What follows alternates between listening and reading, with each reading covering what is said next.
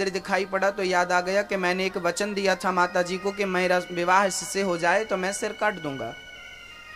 उसको लगा विवाह तो हो गया, अब जाऊं मन्नत पूरी करूं। गया माता जी के मंदिर में, माता जी की तलवार ली और अपना सर काट के माता जी के चरणों में चढ़ा दिया। बहुत देर तक बारात दूल्हे का इंतजार करती रही कि दूल्हा माता जी का दर्शन करके आए तो बारात आगे बढ़े, पर दूल्हा तो आया नहीं। लड़की का भाई लड़की को बहन को विदा करने थोड़ी दूर आया था। लड़की का भाई बोला मैं देख के आता हूँ जीजा जी कहाँ हैं। लड़की का भाई देखने गया तो माता जी के मंदिर में लड़के का मतलब उसके जीजा जी का सर कटा। लड़का बोला कि मैं जाऊंगा तो मेरी बहन बोलेगी कि तूने मेरे पति को मार डाला। तो लड़के ने भी मतलब लड़की के भाई ने भी अपना सर काट दिया माता जी के मंदिर में कि ये मरा तो मैं भी मर जाता हूँ, नहीं तो हत्या तो लगेगी, लोग कहेंगे तू नहीं मारा। तो लड़की का भाई भी मर गया, लड़की का पति भी मर गया। अब लड़की चली मंदिर, डोली से उतर करके मैं माता जी का दर्शन करके आऊं, मैं इसी मंदिर में रोज पूजा करती थी। तो वो लड़की मंदिर में जब गई तो अपने भाई का और अपने पति का सर कटा हुआ पाया, रोने लगी।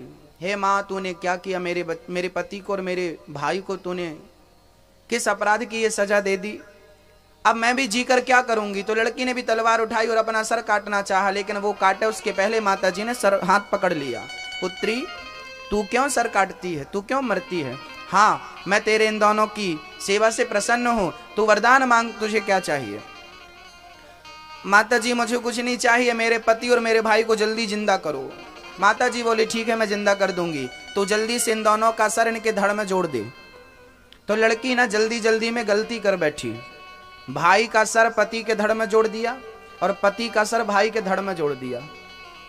समझ रहे हो? पति का सर पति का, धड़ भाई का, उल्टा हो गया। माता जी बड़ी गलती हो गई, ये तो जिंदा हो गए। अब जिंदा हो गए, देखा तो भाई का सर और पति का धड़। माता जी ये गलती हो गई, इनको आप ठीक करो। माता जी बोली अब कुछ नहीं हो सकता, अब ऐसे रहेंगे ये लोग। माता जी वो लड़की चरणों में गिर पड़ी। माँ अब मैं किसके साथ जाऊं तो ये बता दे, सर के साथ जाऊं कि धड़ के साथ जाऊं, किसको अपना पति मानूं?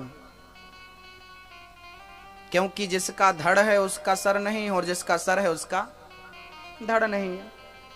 धड़ है भाई का, सर है पति का।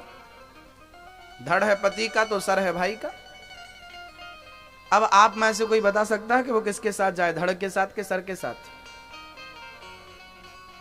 हाँ किसके साथ जाना चाहिए? धड़ के साथ। धड़ के साथ, धड़ के साथ जाना चाहिए। कौन कौन वोट करेगा?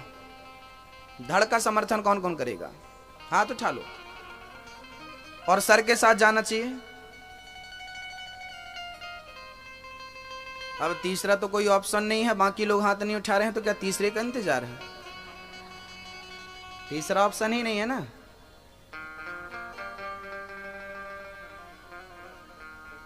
माता जी बोली पुत्री वो डिसाइड नहीं कर पा रही थी कि मैं किसके साथ जाऊं, धड़ के सर के। माता जी बोली तू चिंता क्यों करती है, तुझे मैं बताती हूं।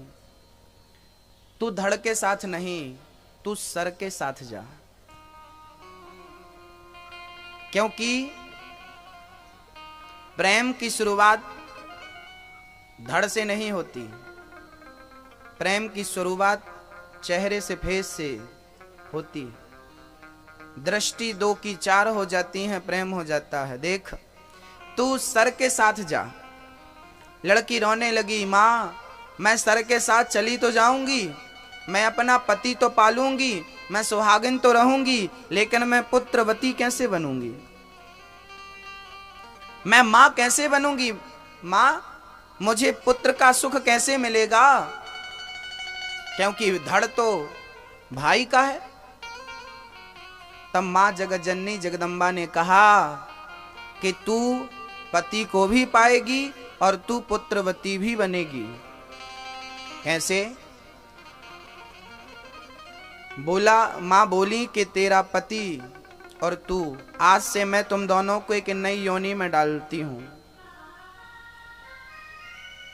तो माँ जी ने ऐसा चमत्कार किया कि कहा जाता है कि वही पुरुष मोर बन गया और वही स्त्री मोरनी बन गई। इसलिए जब मोर रोता है वो अपने धड़ को याद करता है कि मेरा धड़ कहाँ होगा। जब वो रोता है तो उस आंसू को पी करके माँ ने कहा कि तू अपने पति के आंखों के आंसू को पी करके गर्भ धारण करेगी, मैं तुझे वरदान देती हूँ। ऐसे माँ जगत जननी ने वरदान दिया।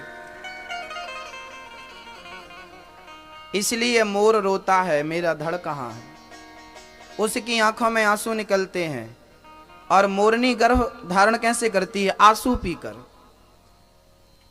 क्योंकि धड़ किसी और का है, भाई का है। तो ये कथा है किसी संतों से, किसी संत से हमने सुनी है। कितनी सत्य है और कितनी असत्य है कोई दावा नहीं कर सकता, है ना। बस ये तो है कि मोर और मोरनी के बीच में संबंध नहीं होता, भोग नहीं होता, उनकी सृष्टि आंसू से आगे बढ़ती है।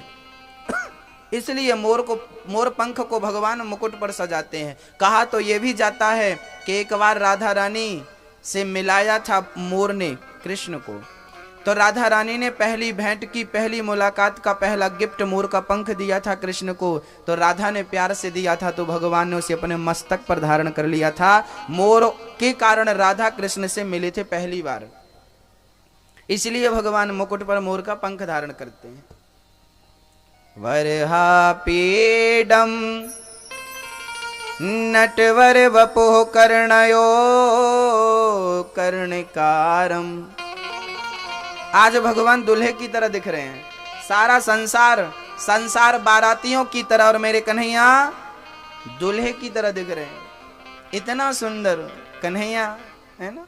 तेरा किसने किया